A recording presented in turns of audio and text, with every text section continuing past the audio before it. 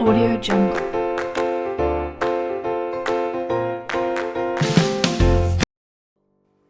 Assalamualaikum warahmatullahi wabarakatuh. Perkenalkan, nama saya Mutiara Hayu, berasal dari Prodi Informasi Perpustakaan dan Kearsipan Universitas Negeri Padang pada tahun 2019. Baiklah, di sini saya akan menjelaskan tentang skema klasifikasi arsip dan bagaimana cara pemberkasan arsip pada suatu lembaga atau instansi. Sebelumnya, arsip adalah sebuah dokumen atau sebuah rekaman kegiatan yang berbentuk cetak ataupun non-cetak yang dapat dijadikan sebagai alat bukti sebuah informasi atau sebuah kegiatan.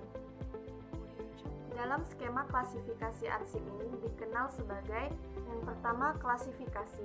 Klasifikasi ini biasanya dikenal sebagai penggolongan surat menyurat atas dasar persamaan subjek yang ada.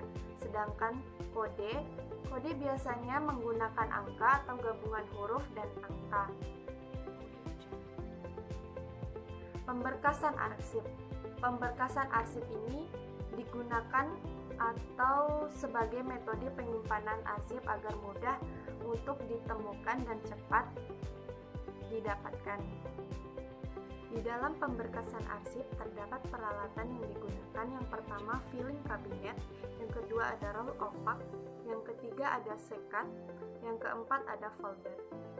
Dalam sebuah pola klasifikasi arsip terdapat dua masalah yang disebut dengan masalah substantif dan masalah fasilitatif.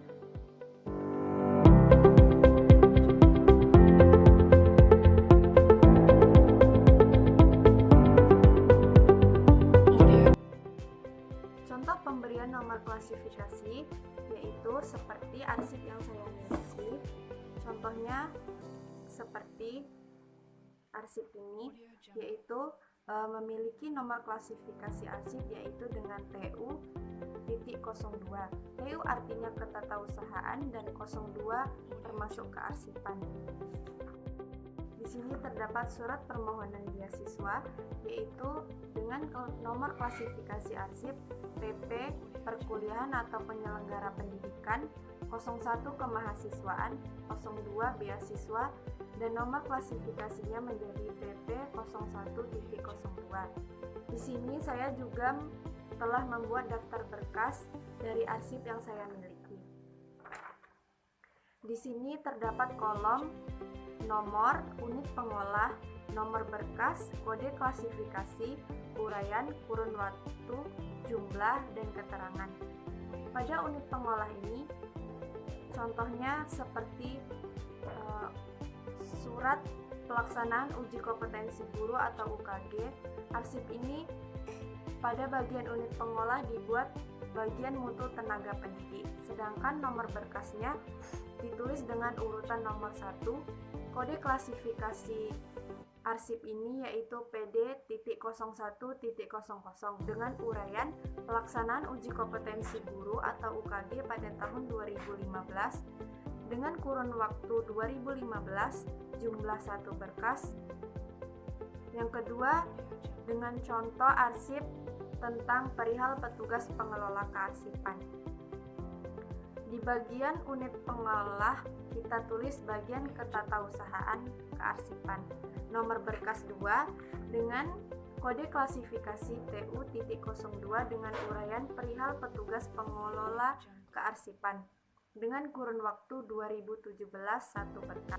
Indeks relatif adalah daftar subjek atau masalah skema klasifikasi termasuk sinonim yang disusun berdasarkan abjad, yaitu daftar heading subjek beserta rincian subjek dan kodenya.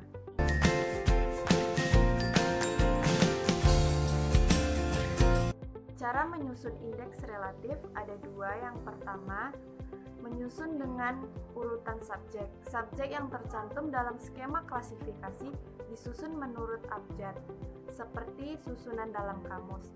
Yang kedua yaitu ada susunan berdasarkan pengelompokan pokok masalahnya. Indeks relatif juga dapat disusun menurut pokok permasalahannya. Adapun proses pemberkasan arsip yaitu pemeriksaan inspecting, kedua pengindeksan, ketiga pengkodean, keempat, pembuatan tunjuk silang bila ada terdapat dua masalah, penyortiran, pembuatan label, pemberkasan. Cara temu kembali arsip tentunya sangat dibutuhkan oleh sebuah lembaga atau instansi pada umumnya. Contohnya, seseorang tentunya sangat membutuhkan dokumen-dokumen yang telah disimpan pada kurun waktu yang telah berlalu. Arsip ini dapat ditemukan kembali melalui beberapa proses seperti, saya ambil contohnya seperti, seorang pimpinan akan menghubungi arsiparisnya untuk mencari arsip yang telah disimpan pada kurun waktu yang terdahulu.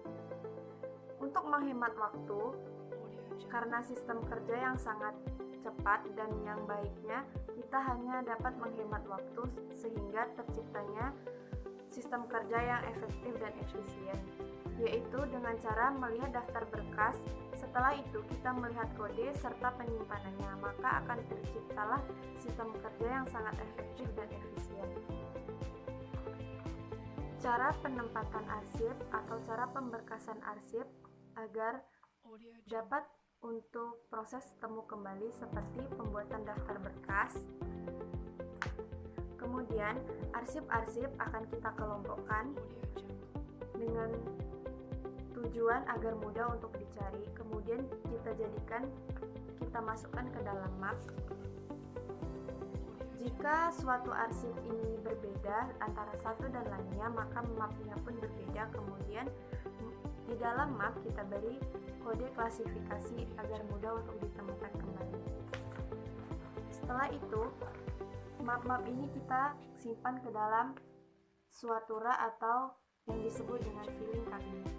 Sekian presentasi yang dapat saya sampaikan. Semoga membawa manfaat bagi kita bersama. Assalamualaikum warahmatullahi wabarakatuh.